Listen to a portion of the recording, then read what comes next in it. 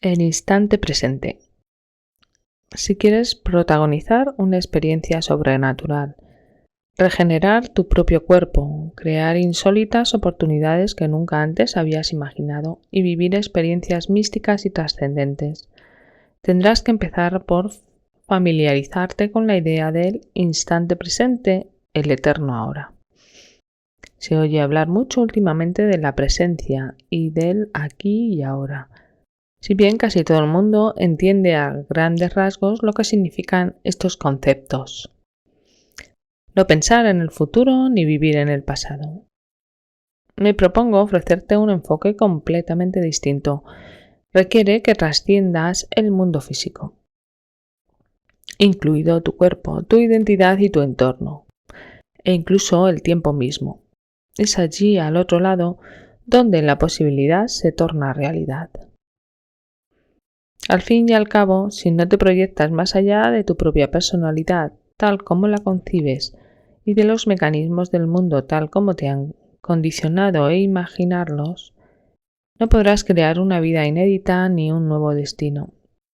De modo que, en un sentido muy real, debes renunciar a tu mentalidad, trascender esa imagen de ti mismo que te presta identidad y ceder las riendas a algo más grande, a algo místico. En este capítulo te explicaré cómo hacerlo. En primer lugar, vamos a repasar cómo funciona el cerebro. Cada vez que un tejido neurológico se activa en el cerebro o en el cuerpo, se crea mente. En consecuencia, desde una perspectiva científica, la mente es el cerebro en funcionamiento. Por ejemplo, usas una mente específica para conducir un coche. Utilizas otra mente para ducharte y otra distinta para cantar o escuchar música. Empleas un aspecto determinado de la mente para ejecutar cada una de estas funciones complejas porque seguramente las has llevado a cabo cientos de veces, de modo que tu cerebro recurre a una zona muy específica cada vez que las realizas. Cuando conduces, por ejemplo, recurres de hecho a una secuencia, un patrón y una combinación específicos de redes neuronales. Esas redes no son sino grupos de neuronas que trabajan en comunidad, igual que un programa automático de software o una macro. Porque has ejecutado esa misma acción en numerosas ocasiones anteriores. En otras palabras, los recorridos neuronales que se encargan de llevar a cabo la tarea se definen y especializan aún más. Podría decirse que, cuando escoges conscientemente ejecutar la tarea de conducir un vehículo, indicas a ciertas neuronas de tu cerebro que se activen para crear cierto nivel mental. En su mayor parte, el cerebro es un producto del pasado. Está diseñado y moldeado para convertirse en un documento viviente de todo lo que has aprendido y experimentado hasta ese momento de tu vida. El aprendizaje, desde un punto de vista científico, se produce cuando las neuronas del cerebro se organizan en miles de conexiones sinápticas y esas conexiones se disponen a su vez en redes neurológicas complejas y tridimensionales. Considera el aprendizaje como una actuación de tu cerebro. Cuando prestas atención al conocimiento o a la información y le asignas significado, esta interacción con el entorno deja improntas biológicas en tu cerebro. Cuando experimentas algo nuevo, tus sentidos escriben neurológicamente el relato en tu cerebro y todavía más neuronas se reúnen para crear conexiones aún más ricas, lo que enriquece tu cerebro aún más. Las experiencias no solo desarrollan los circuitos cerebrales, sino que también suscitan emociones. Considera las emociones como el vestigio químico de experiencias pasadas o como una reacción química. Cuanto más alto es el cociente emocional de un acontecimiento acaecido en tu vida, más profunda es la impronta que deja esa experiencia en tu cerebro. Así se forma la memoria a largo plazo. Así pues, si aprender significa crear nuevas conexiones en el cerebro, los recuerdos surgen de manera de mantener esas conexiones. Cuantas más veces repites un pensamiento, una decisión, una conducta, una experiencia o una emoción, más neuronas se activan y se conectan, y más tiempo prolongarán sus relaciones a largo plazo. En la historia de Anna, relatada en el capítulo anterior, has aprendido que casi todas tus experiencias proceden de interacciones con el ambiente externo. Cómo los sentidos te conectan con el exterior y registran neurológicamente el relato en tu cerebro cuando experimentas un acontecimiento de gran carga emocional, tanto positiva como negativa. Ese momento queda grabado neurológicamente en tu cerebro en forma de recuerdo. De ahí que si una experiencia transforma químicamente tu estado habitual y dirige tu atención a eso que ha provocado el cambio, asocies una persona u objeto específicos con el lugar y el tiempo que ocupa tu cuerpo en ese momento determinado. Así pues, los recuerdos se generan a partir de la interacción con el mundo exterior. Cabe concluir, pues, que el único lugar en el que existe el pasado realmente es el cerebro y en el cuerpo. Cómo el pasado se convierte en futuro. Vamos a observar más detenidamente lo que sucede bioquímicamente en el cuerpo cuando generas un pensamiento y sientes una emoción. En el instante en que piensas o recuerdas algo, se origina una reacción bioquímica en tu cerebro que lo lleva a liberar ciertas señales químicas. De ese modo, los pensamientos que son inmateriales devienen materia, se convierten en mensajeros químicos. Esas señales químicas se reflejan en tu cuerpo en forma de sensaciones. Y cuando percibes que te estás sintiendo de un modo determinado, generas más pensamientos que a su vez expresan esas sensaciones, lo que induce a tu cerebro a liberar otra vez compuestos químicos que te producen sentimientos acordes con los pensamientos. Por ejemplo, si piensas en algo que te asusta, empiezas a experimentar temor.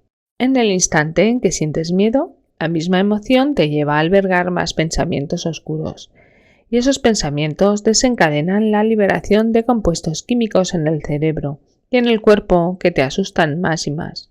Antes de que te des cuenta, estás inmerso en un círculo vicioso en el que tu pensamiento crea sentimiento y tu sentimiento genera pensamiento.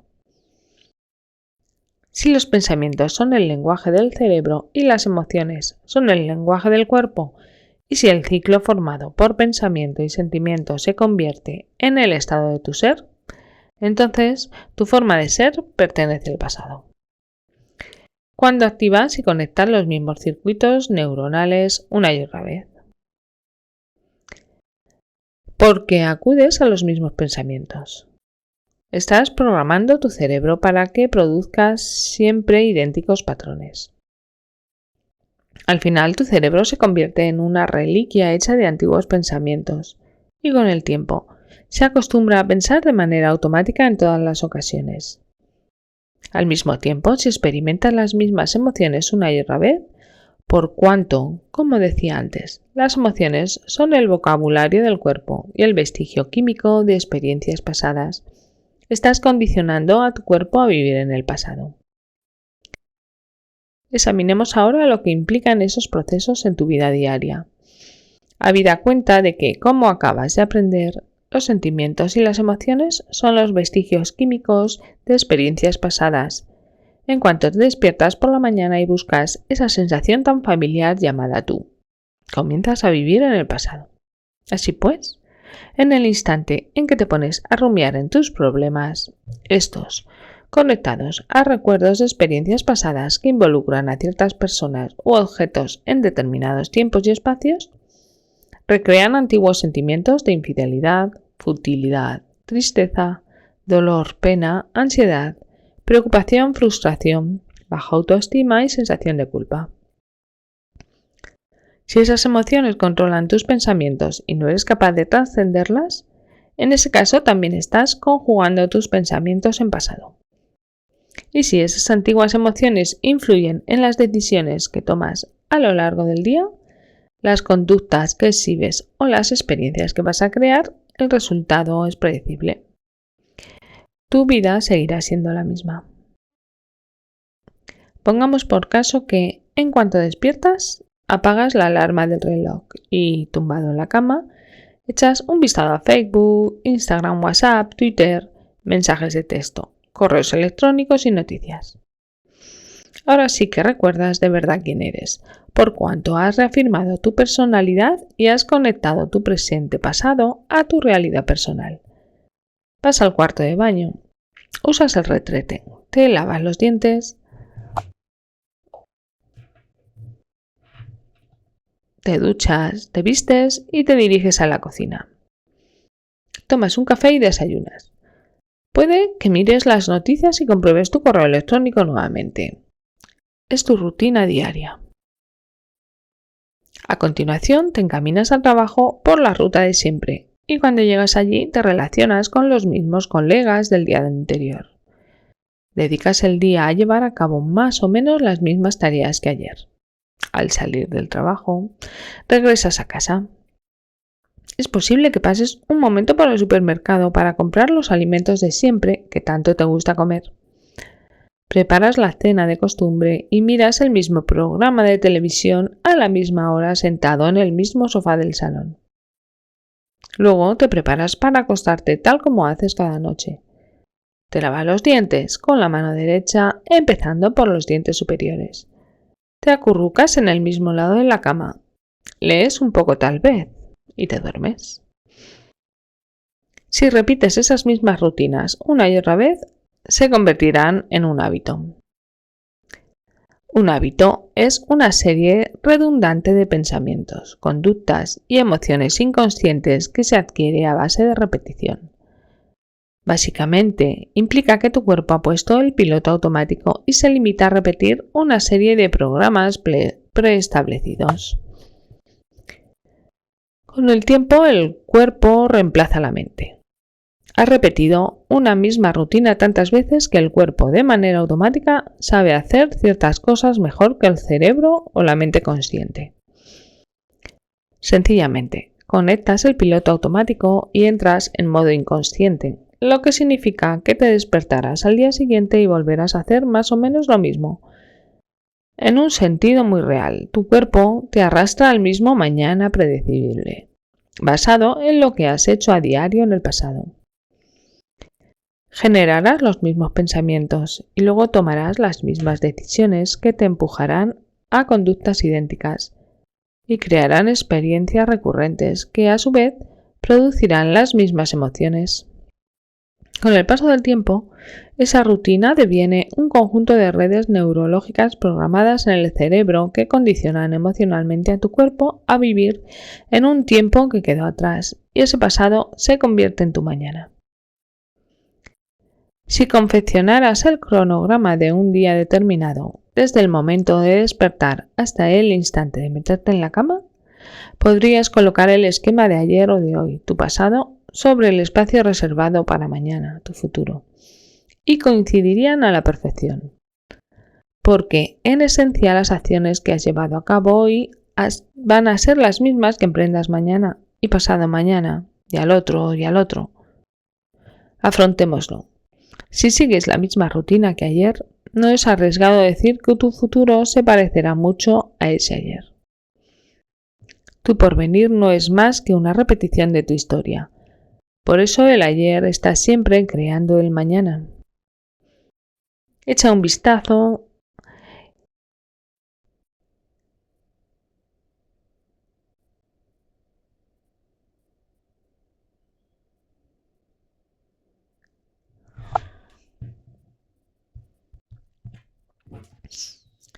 Si sigues reproduciendo la misma secuencia, todos esos pasos individuales se funden con el tiempo en un mismo programa automático.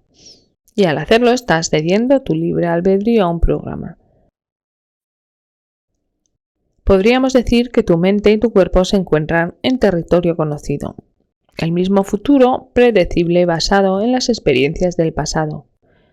Y en ese mañana predecible y seguro no hay espacio para lo imprevisible. De hecho, si sucediera algo insólito, si un acontecimiento inesperado irrumpiera en tu vida en ese instante para cambiar la cronología prevista, Es muy probable que el cambio de rutina te pusiera de mal humor. Seguramente lo considerarías un total y absoluto fastidio. Le dirías tal vez: ¿podrías volver mañana? Hoy no me viene bien.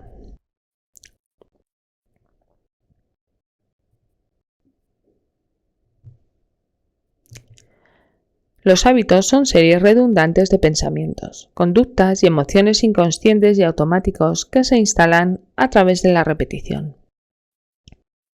Aparecen cuando repites algo tantas veces que acabas por programar el cuerpo para sustituir a la mente. Con el tiempo, el cuerpo te arrastra a un futuro previsible, basado en las experiencias del pasado. En consecuencia, si no vives en el momento presente, es probable que estés instalado en el programa. De hecho, en una vida previsible no cabe lo desconocido. Sin embargo, lo desconocido es cualquier cosa menos predecible. Pertenece a un terreno incierto, inseguro, pero también es emocionante porque sucede cuando menos lo esperas, de un modo que no puedes prever ni controlar. Así pues, permite que te haga una pregunta. ¿Cuánto espacio hay en tu vida previsible y rutinaria para lo desconocido? Si te instalas en lo que ya conoces, aferrado a la misma secuencia día tras día que te lleva a generar los mismos pensamientos, a hacer idénticas elecciones, a repetir los mismos hábitos programados, a recrear experiencias muy parecidas que activan las mismas redes de neuronas organizadas en patrones iguales para reafirmar ese tranquilizador sentimiento llamado tú. Estás recreando el mismo nivel mental una y otra vez. Con el tiempo, tu cerebro queda programado para ejecutar automáticamente esas mismas secuencias, de manera más fluida y veloz en cada ocasión.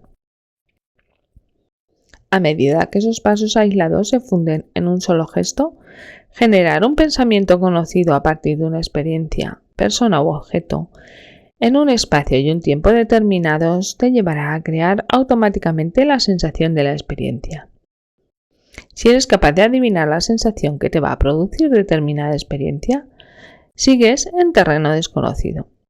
Por ejemplo, la idea de reunirte con el mismo equipo de gente con el que llevas años trabajando te inducirá automáticamente a evocar la emoción que vas a sentir. Cuando eres capaz de predecir lo que vas a sentir en el futuro, porque has pasado tantas veces por la experiencia como para saberlo, seguramente vas a crear más de lo mismo. Y qué duda cabe, es probable que tus predicciones sean acertadas. Pero sucederá porque tú sigues siendo la misma persona y eso significa que estás instalado en el programa automático.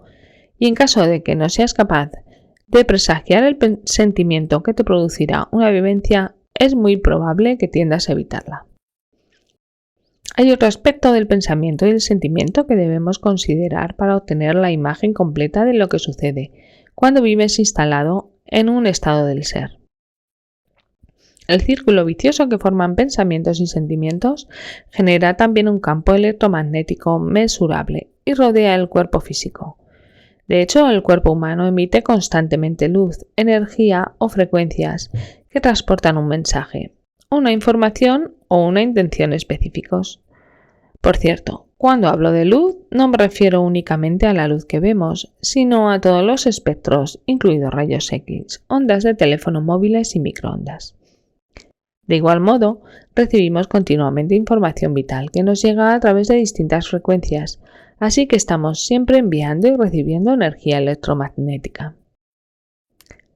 Te explicaré cómo funciona.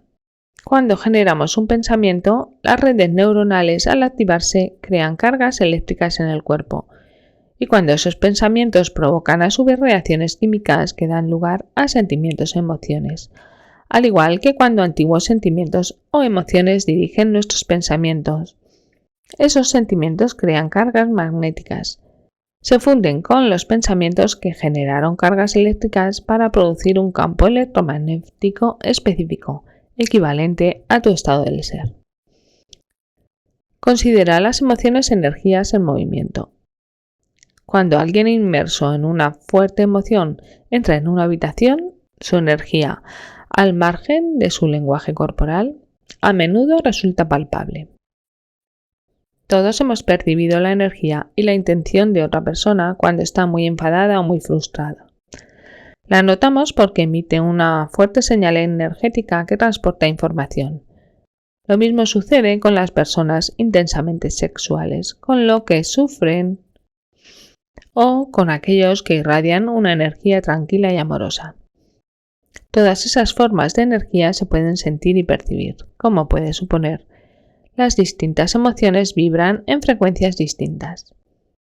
Las frecuencias de emociones creativas y elevadas, como el amor, la dicha y la gratitud, son mucho más altas que las emociones relacionadas con el estrés, como el miedo y la rabia, porque transportan distintos niveles de intención consciente y energía. Podrás leer más en relación con este concepto más adelante.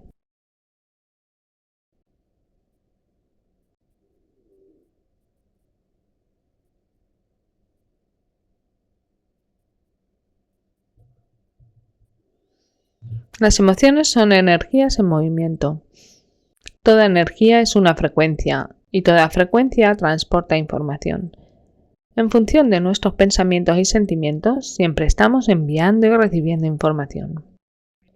Así pues, si recreamos el pasado día tras día, generando iguales pensamientos y experimentando las mismas emociones, emitimos el mismo campo electromagnético una y otra vez. Enviamos la misma energía con idéntico mensaje, desde una perspectiva centrada en la energía y en la información. Eso significa que la energía del pasado transporta constantemente el mismo tipo de información, lo que no deja espacio para el cambio en el futuro. Nuestra energía, pues, equivale a nuestro pasado. Si queremos transformar la vida, tenemos que cambiar la energía, modificar el campo electromagnético que emitimos sin cesar. En otras palabras, para cambiar el estado del ser debemos transformar nuestra forma de pensar y de sentir. Si la energía fluye allí donde enfocas la atención, en el mismo instante en que prestas atención a los sentimientos y los recuerdos de siempre, estás insuflando energía al pasado y restándola al momento presente. Del mismo modo, si pones la atención constantemente en las personas que vas a ver, los lugares que debes visitar y las cosas que tienes por hacer en ciertos momentos de tu realidad conocida, estás restando energía al momento presente para insuflárselas al mañana predecible. Si la energía se concentra allí donde enfocas la atención, un concepto clave que desarrollaré más adelante, entonces, en el instante en que depositas tu atención en una emoción con la que estás familiarizado, tu atención y tu energía viajan al pasado. Si esas emociones primitivas se encuentran conectadas con algún suceso antiguo que involucra a una persona u objeto en un tiempo y espacio determinados, tu atención y tu energía están en el pasado también. En ese caso, estás restando energía al momento presente para insuflárselas al pasado. Del mismo modo, si empiezas a pensar en tus compromisos, en las tareas pendientes y en los lugares a los que debes acudir en ciertos momentos de tu rutina diaria, estás invirtiendo tu atención y tu energía en un futuro predecible. Echa un vistazo a una figura. En ambos casos, toda tu energía se encuentra plenamente incorporada a las experiencias conocidas de esa cronología determinada.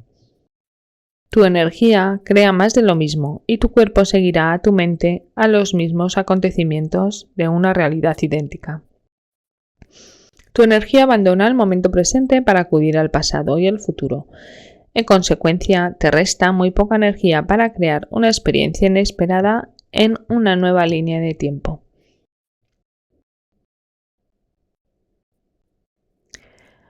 Así pues, cuando te levantas y piensas que tienes que hacer tus necesidades, antes de darte cuenta ya vas camino del baño. Luego piensas en la ducha y un instante después estás ajustando la temperatura del agua. A continuación te viene a la mente la imagen de la cafetera y proyectas tu atención y tu energía en el café. Según te diriges automáticamente a preparar tu primer espresso, tu cuerpo sigue a tu mente una vez más. Y si lo llevas haciendo los últimos 22 años, tu cuerpo te llevará hasta allí sin que te des ni cuenta.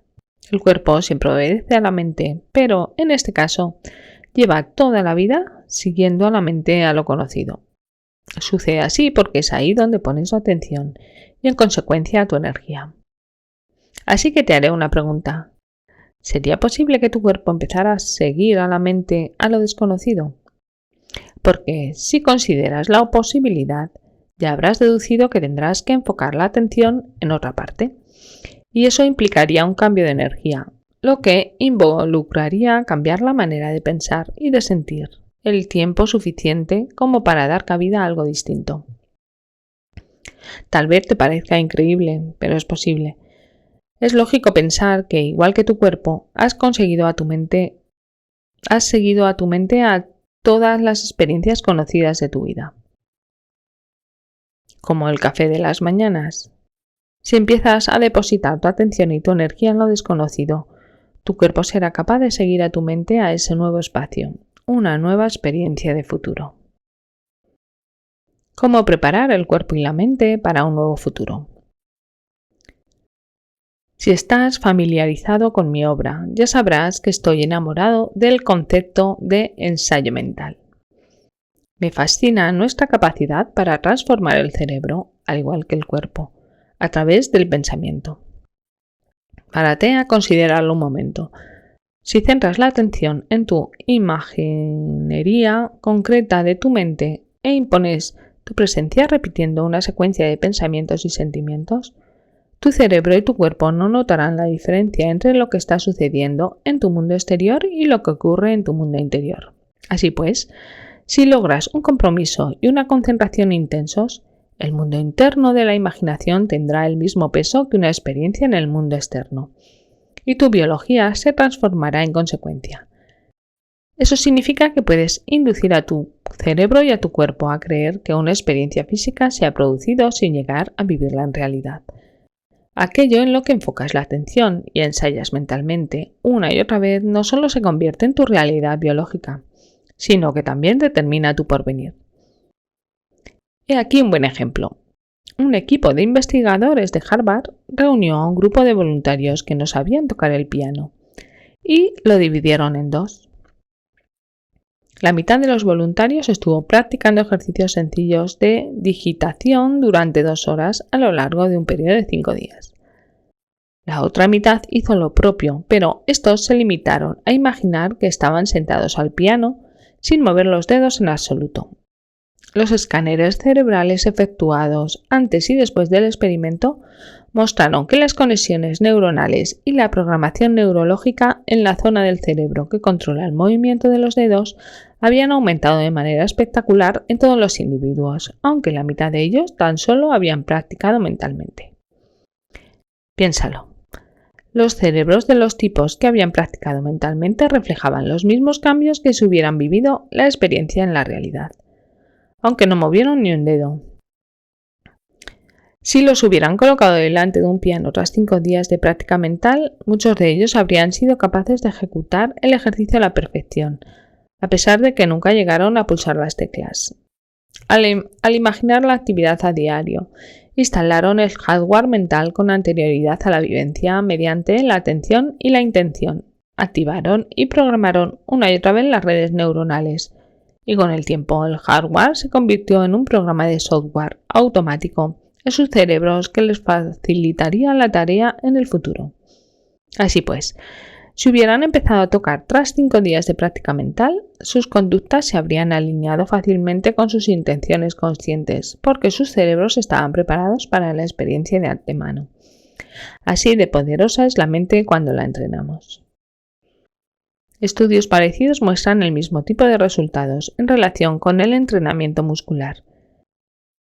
En un revolucionario estudio llevado a cabo en la clínica Cleveland, 10 sujetos de edades comprendidas entre los 20 y los 35 años imaginaron que flexionaban los bíceps con todas sus fuerzas durante 5 sesiones a la semana, a lo largo de 12 semanas. Según pasaban los días, los investigadores observaron la actividad eléctrica cerebral de los sujetos durante las sesiones y midieron su fuerza muscular. Al final del estudio, la fuerza de los sujetos se había incrementado un 13,5%, aunque no habían usado los músculos en absoluto. La mejora se prolongó 3 meses tras la conclusión del experimento.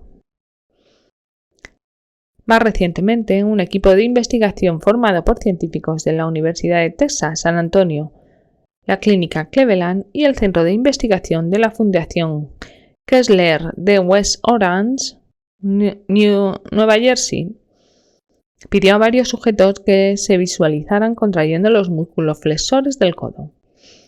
Mientras lo hacían, les surgieron que suplicaran a sus músculos que se contrajeran con toda la fuerza y la energía posible, sumando así una intención firme a una potente energía mental. En sesiones de 15 minutos, 5 días a la semana durante 12 semanas.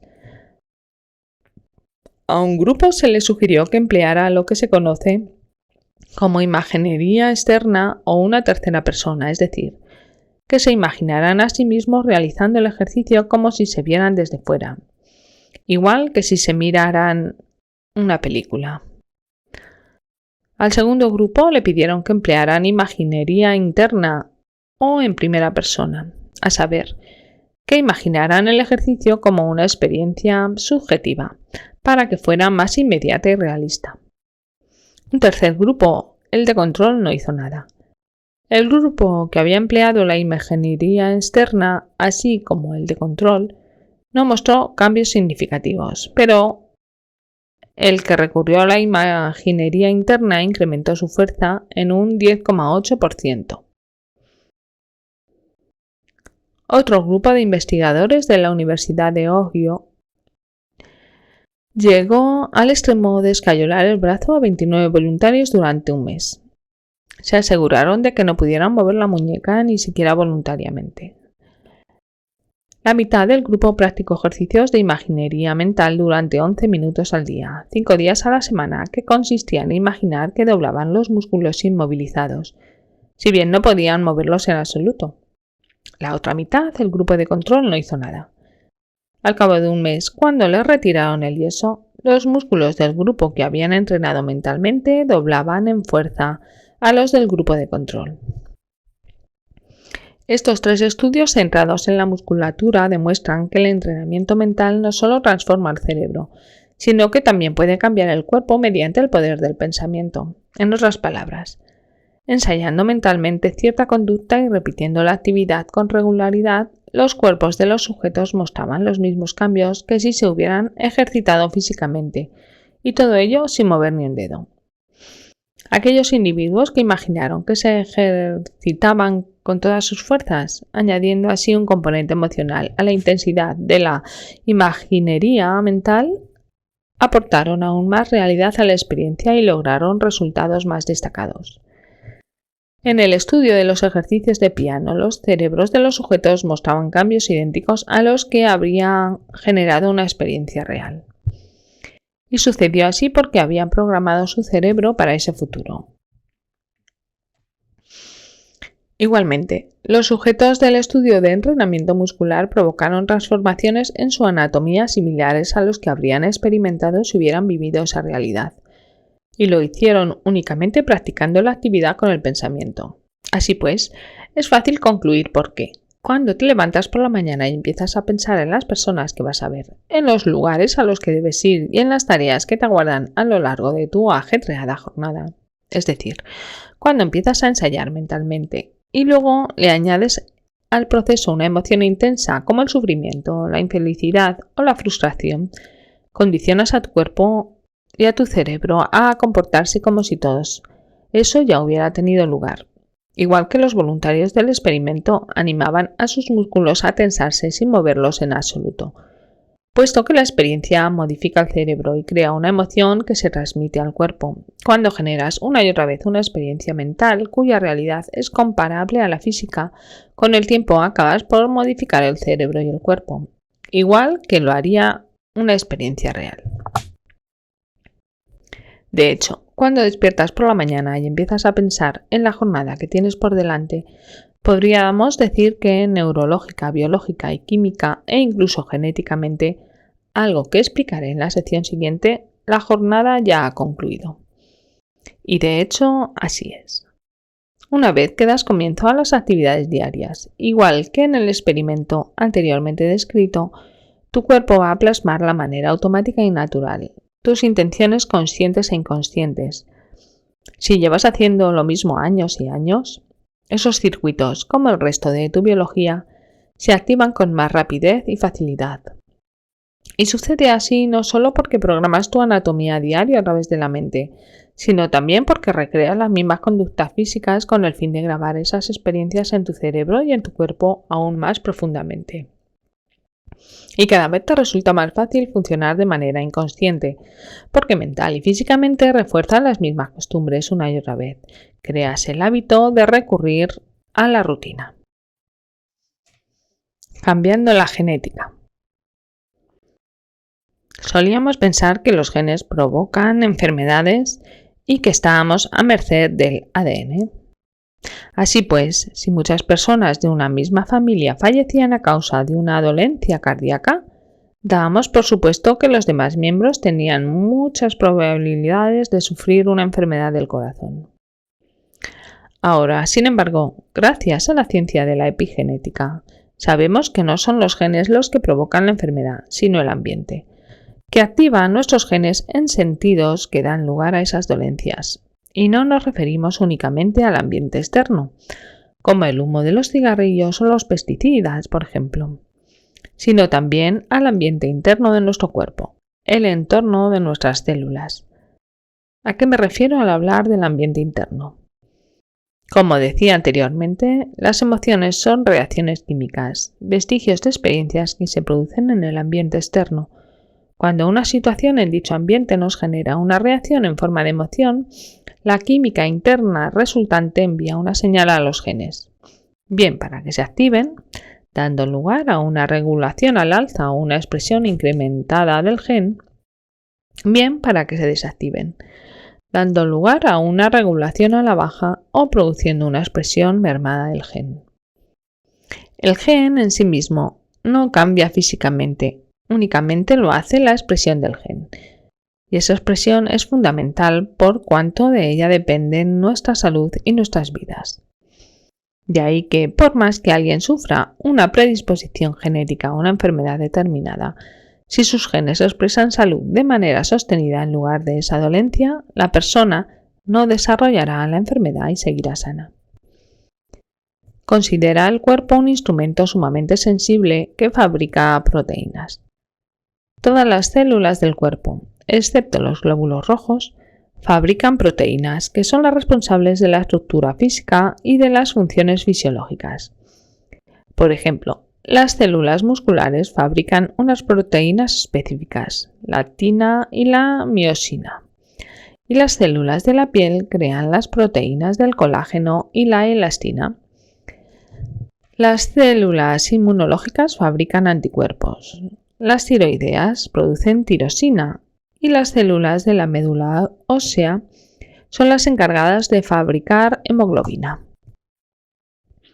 Algunas de las células de los ojos crean queratina, mientras que las células pancreáticas producen enzimas como la proteasa, la lipasa y la amilasa. No hay ni un solo órgano en todo el cuerpo que no dependa de las proteínas o las fabrique. Constituyen una parte fundamental del sistema inmunitario, de la digestión, de la reparación celular, de la estructura de los músculos y los huesos, y la lista continúa. En un sentido muy real, la expresión de las proteínas es la expresión de la vida y equivale a la salud del cuerpo. Para que una célula fabrique proteínas, un gen debe expresarse. Esa es la función de los genes, facilitar la producción de proteínas. Cuando una señal procedente del entorno externo de la célula llega a la membrana, un receptor acepta la reacción química y se abre paso hasta el ADN, situado en el interior de la misma. En ese momento, el gen crea una nueva proteína que equivale a esa señal. Así pues, si la información que recibe la célula del exterior no cambia, el gen sigue fabricando la misma proteína y el cuerpo continúa igual.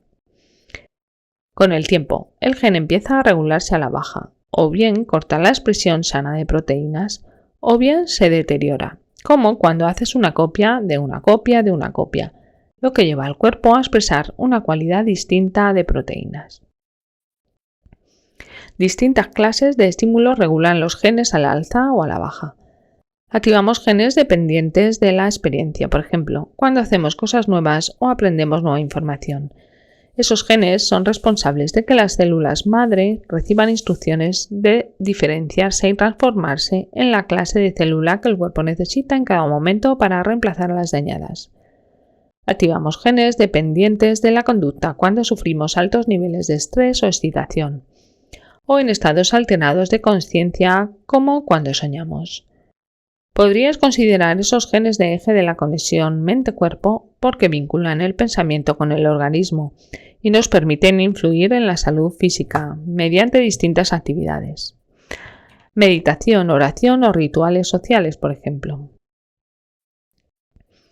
Cuando alteramos los genes a través de ese tipo de actividades, a veces en pocos minutos, esos genes alterados pueden pasar a la siguiente generación. Así pues, transformando tus emociones puedes modificar la expresión de tus genes, activando unos y desactivando otros, porque estás enviando un mensaje químico inédito a tu ADN, que a su vez indicará a los genes que creen proteínas distintas. De ese modo, regulándose al alza o a la baja, los genes fabrican nuevas piezas de construcción de todas clases, que transforman la estructura y las funciones de tu cuerpo. Por ejemplo, si tu sistema inmunitario lleva demasiado tiempo sometido a emociones de estrés y determinados genes están favoreciendo la inflamación y la enfermedad, puedes activar otros genes de regeneración y reparación a la vez que desactivan los antiguos, responsables de la enfermedad. Al mismo tiempo, esos genes epigenéticamente alterados empezarán a seguir nuevas instrucciones, a crear proteínas distintas y a programar el cuerpo para que se regenere y sane. Ese es el modo de acondicionar el cuerpo a una nueva mente. De modo que, como leías al principio de este capítulo, si experimentas las mismas emociones un día sí y otro también, tu cuerpo cree hallarse en las mismas condiciones ambientales. Y esos sentimientos, a su vez, te inducen a tomar las mismas decisiones, lo que te lleva a sostener unos hábitos que crean a su vez las mismas experiencias y dan lugar a emociones idénticas una y otra vez. Gracias a estos hábitos automáticos y programados, tus células se encuentran constantemente expuestas a los mismos entornos químicos en relación con el ambiente exterior de tu cuerpo, pero también con el ambiente exterior de las células dentro de tu cuerpo. Dichos compuestos químicos no dejan de enviar mensajes a los mismos genes del mismo modo. Y tú acabas atascado porque cuando eres el mismo, tu expresión genética no varía. Y como no llega información inédita procedente del entorno, tu suerte genética está echada. Ahora bien, ¿y si las circunstancias de tu vida cambian a mejor? ¿No se transformará también el entorno químico de tus células? Sí, es posible, pero no siempre. Si llevas años condicionando a tu cuerpo para que reproduzca un mismo ciclo de pensamientos y sentimientos y viceversa, has desarrollado, sin darte cuenta, una adicción a esas emociones. De modo que una mejora en el entorno externo, como podría ser un nuevo trabajo, no necesariamente romperá la adicción. Igual que un adicto a las drogas no dejará de serlo por el mero hecho de ganar la lotería o mudarse a Hawái. A causa del bucle pensamiento-sentimiento que hemos descrito antes o después, en cuanto la experiencia pierde la novedad, la mayoría de la gente vuelve a su estado emocional habitual y el cuerpo cree hallarse otra vez inmerso en la misma experiencia de siempre que creó las emociones primitivas. Así pues, si tu antiguo trabajo te hacía desgraciado y has encontrado uno nuevo, puede que seas feliz durante unas semanas o unos meses.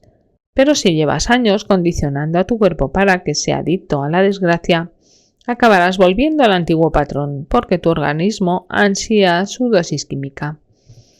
Tal vez el entorno exterior haya cambiado, pero el cuerpo tiende a hacer más caso de su química interna que de sus circunstancias externas. Así que permanece emocionalmente atascado en el antiguo estado del ser, incapaz de superar la adicción a esas viejas emociones, lo que equivale a decir que sigues viviendo en el pasado. Y como la química interna no ha cambiado, tampoco se transforma la expresión de los genes, ni estos fabrican diferentes proteínas que podrían mejorar la estructura o el funcionamiento de tu cuerpo. En resumen, nada cambia en tu salud ni en tu vida. Por eso digo siempre que para favorecer cambios reales y duraderos tenemos que ser capaces de trascender nuestros sentimientos. En verano de 2016, en uno de nuestros talleres avanzados de Tacoma, Washington, mi equipo y yo llevamos a cabo un estudio centrado en el efecto de las emociones elevadas en la función inmunológica. Para ello tomamos muestras de saliva de 117 sujetos de prueba al comienzo del taller y volvimos a tomarlas 4 días después a la conclusión del retiro. Medimos los niveles de inmunoglobina, un marcador proteico que indica la salud del sistema inmunitario. La IgA es una sustancia química increíblemente poderosa, una de las proteínas responsables de una función inmunológica sana y de las defensas internas. Rechaza constantemente el torrente de bacterias, virus, hongos y otros organismos que invaden el cuerpo o que habitan ya en el ambiente interno. Es más poderosa incluso que una vacuna antigripal o que cualquier refuerzo para el sistema inmunitario que puedas tomar. Cuando se activa, constituye la principal defensa del cuerpo humano. Se aumentan los niveles de estrés y, en consecuencia, los niveles de hormonas del estrés como el cortisol, los IgA descienden, lo que pone en peligro y regula a la baja la expresión del gen que fabrica esta proteína. Durante el taller de 4 días pedimos a los sujetos del experimento que buscaran un estado emocional elevado mediante sentimientos de amor.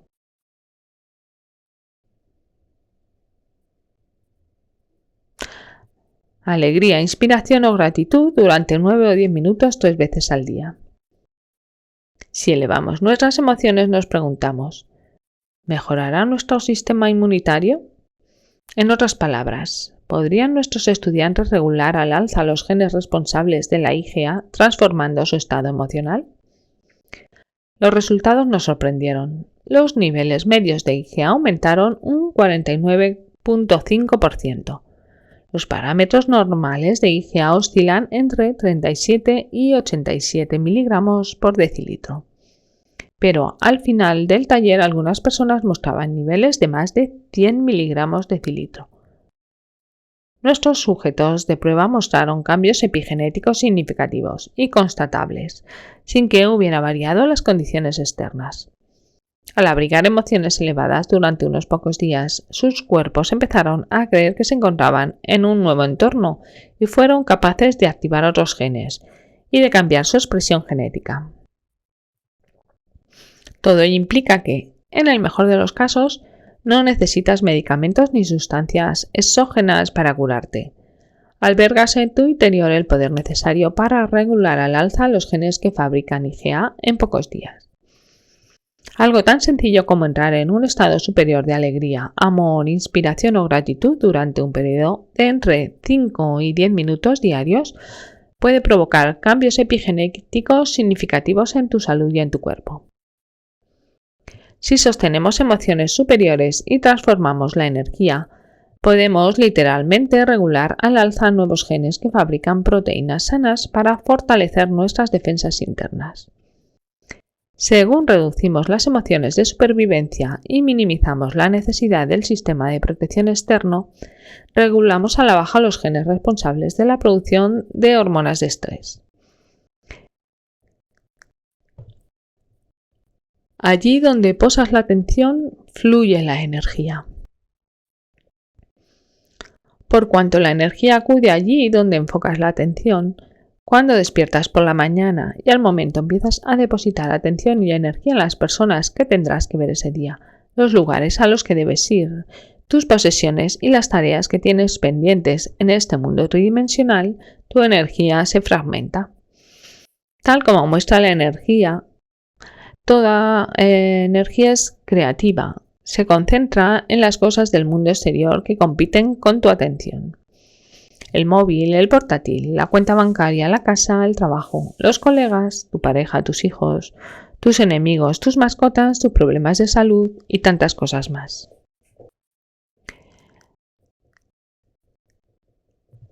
¿Cuánta energía resta en tu mundo interior de pensamientos y sentimientos para crear una nueva realidad?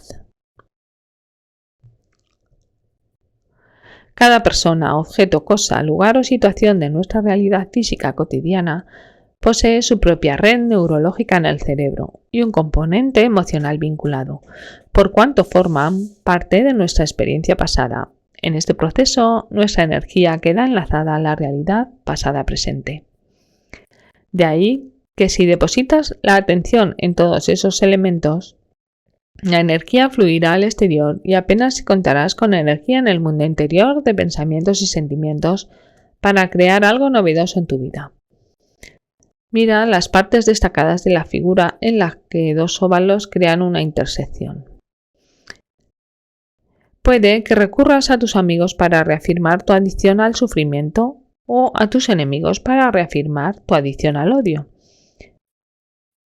¿Por qué no usar toda esa energía creativa para crear un nuevo destino? Considera un momento el hecho de que cada una de esas personas y cosas a las que prestas tanta atención son importantes en tu vida porque ya forman parte de tu experiencia. Como mencionaba antes, tu cerebro ha creado una red neurológica para cada uno de esos objetos, puesto que están inscritas en tu cerebro, las percibes y las experimentas desde el pasado. Y cuando más reproduces las experiencias, más automáticas y ricas se tornan los circuitos neuronales relacionados con ellos, por cuanto la redundancia fija y define los circuitos. Para eso sirve la experiencia, para enriquecer el cerebro.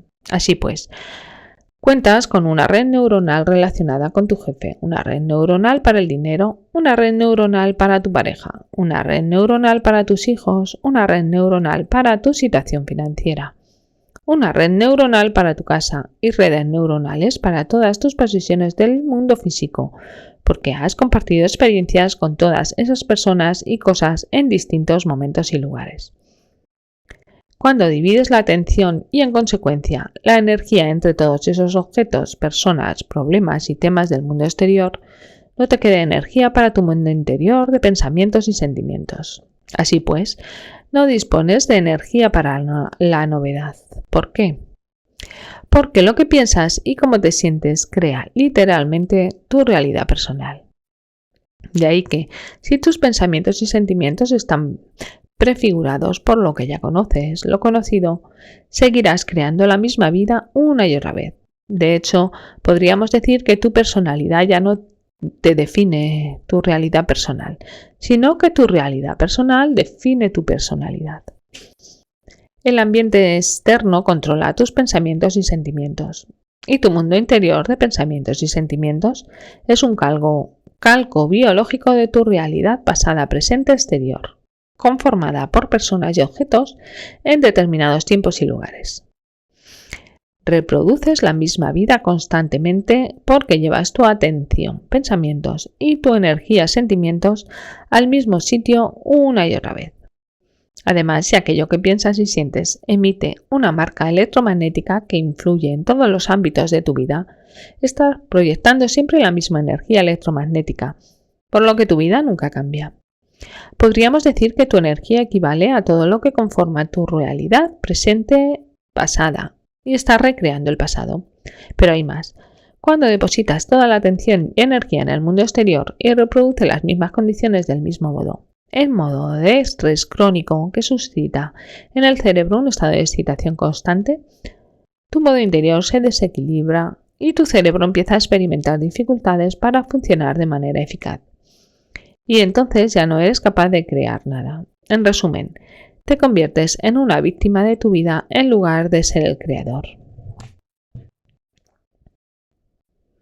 Vivir bajo el efecto de las hormonas del estrés. Examinemos ahora en más detalle cómo acabamos siendo adictos a las emociones negativas, o más exactamente, a lo que llamamos hormonas del estrés.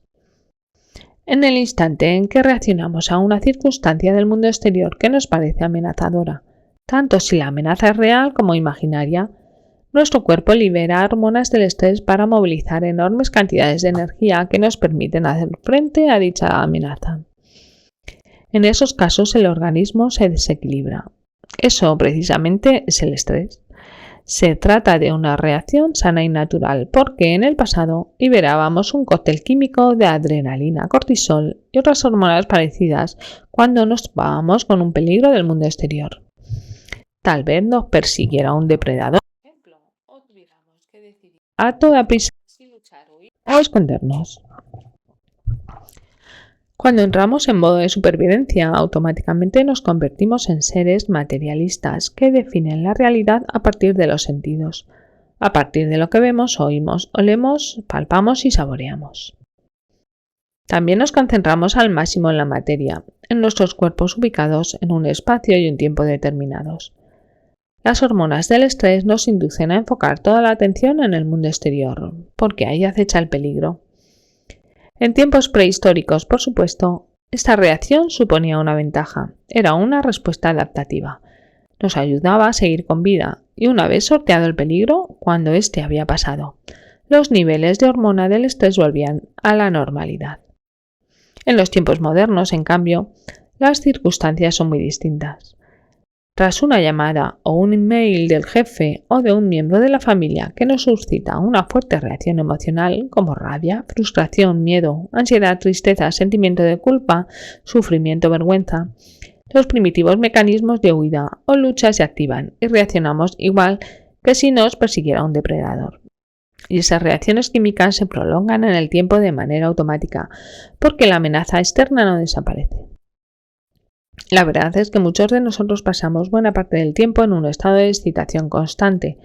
Sufrimos estrés crónico, como si el depredador, en lugar de vivir en la selva y enseñar los dientes de vez en cuando, viviera en la misma cueva que nosotros. Un compañero de trabajo tóxico cuyo escritorio se encuentra junto al nuestro, por ejemplo. Esa situación de estrés crónico no es adaptativa, sino de inadaptación. Cuando vivimos en modo de supervivencia y las hormonas del estrés como la adrenalina y el cortisol fluyen constantemente por nuestro cuerpo, permanecemos en estado de alerta en lugar de volver a la normalidad. Tal como demuestra la experiencia de Ana, relatada en el primer capítulo. Cuando el desequilibrio se prolonga en el tiempo, hay muchas probabilidades de que acabemos enfermos, porque el estrés a largo plazo regula a la baja la expresión sana de los genes. De hecho, nuestros cuerpos se acostumbran a la descarga química hasta tal punto de que se vuelven adictos a ella. El organismo la ansía. Cuando nos hallamos en este estado, el cerebro entra en alerta máxima según intentamos predecir, controlar y provocar resultados con la intención de incrementar nuestras posibilidades de supervivencia.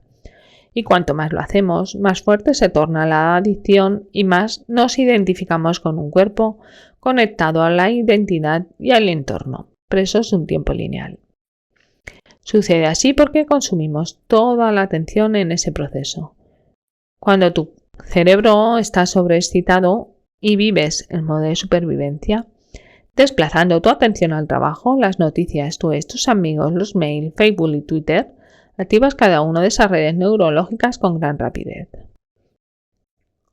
Si la situación se prolonga mucho tiempo, el gesto de estrechar el foco y desplazar la atención con frecuencia acaba por complementar el cerebro y ya no funciona de manera equilibrada. Cuando esto sucede, acostumbras al cerebro a activarse a partir de una pauta desordenada e incoherente, lo que le resta eficacia. Igual que un relámpago entre las nubes, las distintas redes neuronales se activan al tuntún, de modo que el cerebro trabaja de manera no sincronizada.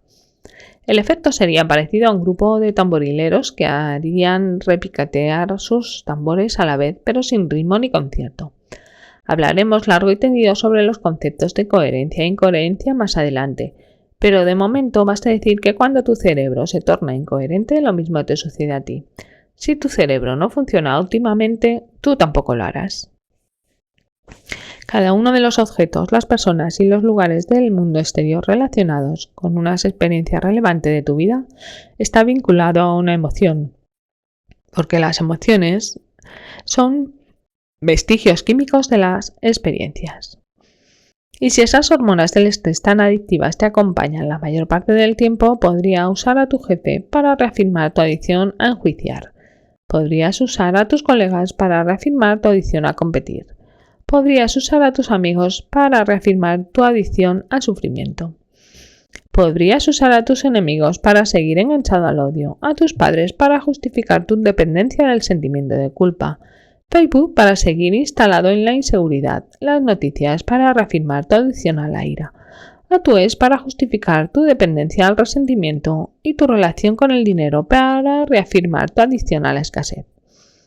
Eso significa que tus emociones, tu energía, están entreveradas, incluso vinculadas con cada persona, lugar o cosa que experimentas en tu realidad conocida. E implica también que no dispones de energía para crear un nuevo empleo, otra relación, una situación económica más boyante, una nueva vida o un cuerpo sano siquiera.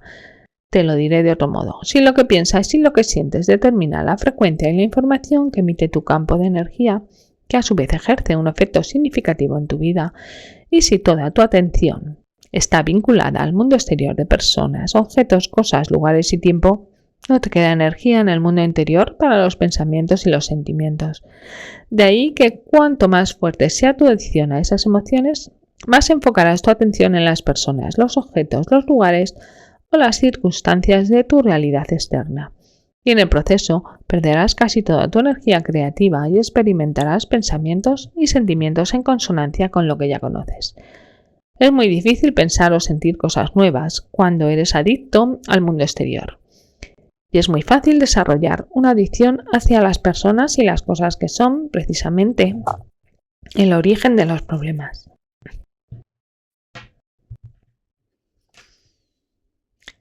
Cuando dos personas experimentan las mismas emociones y energía y proyectan los mismos pensamientos e información, se vinculan. En ambos casos, los dos elementos están unidos por un campo invisible de energía que los mantiene conectados. Si hace falta energía para separar esos átomos, también precisamos energía y conciencia para desviar la atención de las personas y las circunstancias en las que hemos depositado tanta energía creativa. Para hacerlo, tendrás que dejar de prestar atención a todos esos objetos de tu mundo exterior. Por eso usamos la meditación como paradigma de cambio de nuestro estado interno. Eso nos permite romper las asociaciones con todos y cada uno de los lugares, los objetos, las personas, los momentos y las circunstancias, el tiempo suficiente como para desplazar la atención hacia el mundo interior. Una vez que hayas trascendido tu cuerpo emocional y hayas retirado la atención de los objetos conocidos del mundo exterior, podrás reclamar tu energía y romper los lazos con tu realidad pasada-presente, que es siempre la misma. Para ello tendrás que efectuar la transición de ser un cuerpo a ser un no cuerpo, lo que implica retirar la atención del cuerpo, el dolor y el hambre. Vas a tener que pasar de ser alguien a no ser nadie, retirando la atención de tu identidad como pareja, padre o madre y empleado.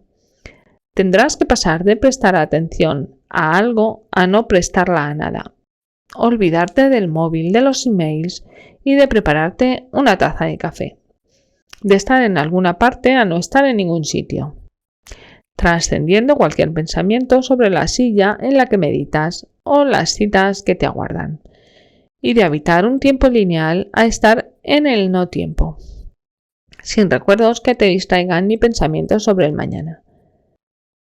No digo que el móvil, el portátil, el coche o la cuenta bancaria sean malos en sí mismo, pero cuando estás demasiado apegado a esas cosas y captan tu atención hasta tal punto que no puedes dejar de pensar en ellas, a causa de las fuertes emociones que llevan asociadas, esas posesiones te poseen. Y en ese caso no puedes crear nada nuevo. El único modo de hacerlo es aprender a recuperar toda esa energía fragmentada para poder trascender las emociones de supervivencia a la que eres adicto y que atan tu energía a la realidad pasada-presente. Una vez que hayas retirado la atención de esas circunstancias externas, los lazos energéticos y emocionales que te unen a ellas se debilitarán y dispondrás por fin de la suficiente energía como para crear un nuevo futuro. Eso va a requerir que cobres conciencia de dónde has estado invirtiendo la atención inconscientemente, igual que si intentáramos separar dos átomos, dedicar a cierta energía a romper conscientemente esos lazos. La gente me cuenta en los talleres una y otra vez que el disco duro de su ordenador se ha echado a perder, que les han robado el coche, que han perdido el trabajo y que no tienen dinero. Cuando me hablan de todas esas pérdidas, ¿sabes lo que les digo? Fantástico. Ahora tienes un montón de energía disponible para diseñar un nuevo destino. Por cierto, si haces bien ese trabajo y consigues recuperar tu energía, es probable que te sientas incómodo al principio, incluso que cunda cierto grado de caos.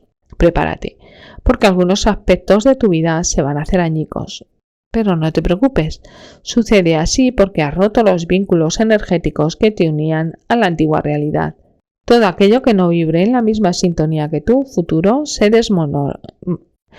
desmoronará. Acéptalo.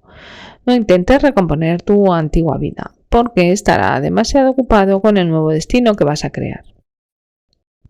He aquí un gran ejemplo. Un amigo que era vicedecano de una universidad acudió a una reunión de juntas unas 3 semanas después de empezar los ejercicios de meditación. Mi amigo era la piedra angular de esa universidad. Los alumnos y los profesores lo adoraban. Entró en la reunión, se sentó y lo despidieron. Así que me llamó y me dijo: no sé si el proceso de meditación está funcionando. La junta acaba de despedirme. ¿No me dijiste que si hacía el trabajo me pasarían cosas fantásticas? Óyeme bien, le contesté. No te aferres a esas emociones de supervivencia, porque regresarás al pasado. Tú sigue buscando el momento presente y creando desde ahí. Al cabo de 2 semanas se enamoró de una mujer con la que se casó poco después. También recibió una oferta para el cargo de vicedecano de una universidad mayor y mejor, que aceptó agradecido. Un año más tarde volvió a llamarme y me dijo que la facultad que lo había despedido le pedía que volviera, ahora como decano. Así que nunca se sabe lo que nos depara el universo cuando la vieja realidad se desmorona y la nueva empieza a desplegarse. Lo único que te puedo asegurar es lo siguiente: lo desconocido nunca me ha fallado.